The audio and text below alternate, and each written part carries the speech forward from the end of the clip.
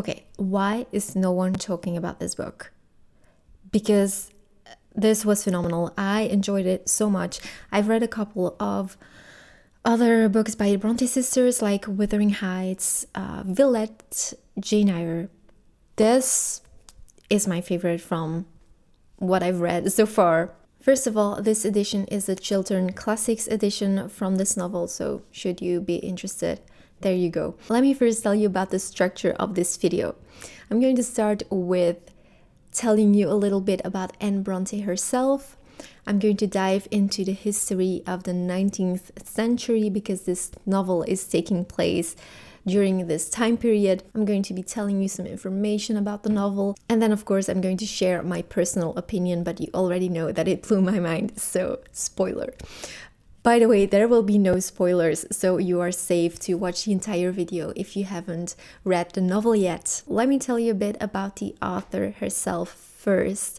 All the Brontë sisters wrote with a pen name, a male pen name, and she wrote with the name Acton Bell. This was her second novel after writing Agnes Grey first. Anne was the most religious of all the sisters, and she had seen horrible consequences of abuse, of alcoholism, infidelity, addiction, the effects of laudanum. She used her experience and her knowledge and put it into this book. The novel was an immediate success, but of course there were also people being shocked about what she had written.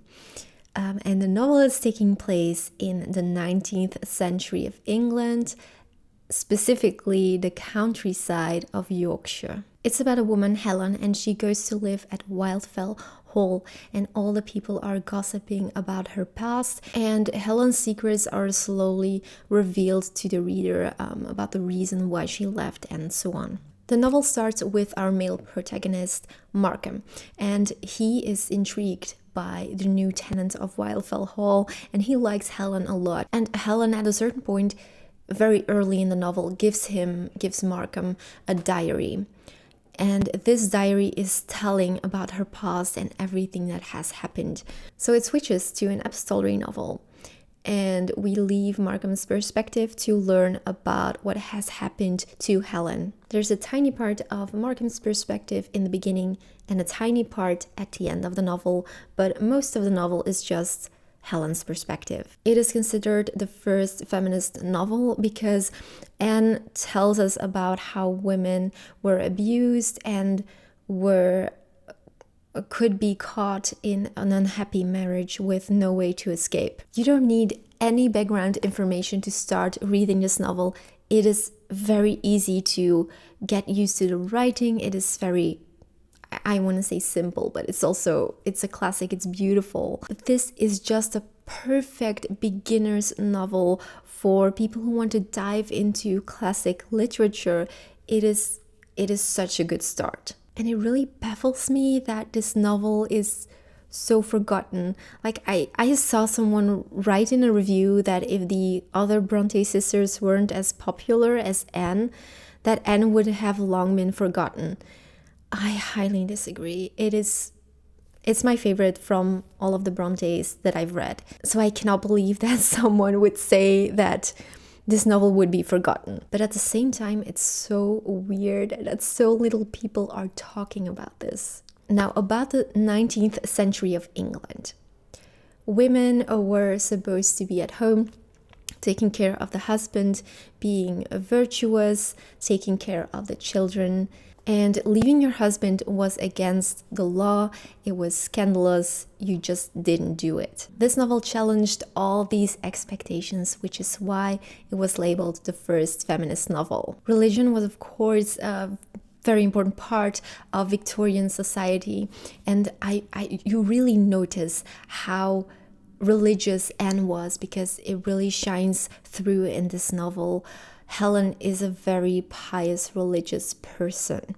This story kept me on the edge of my seat.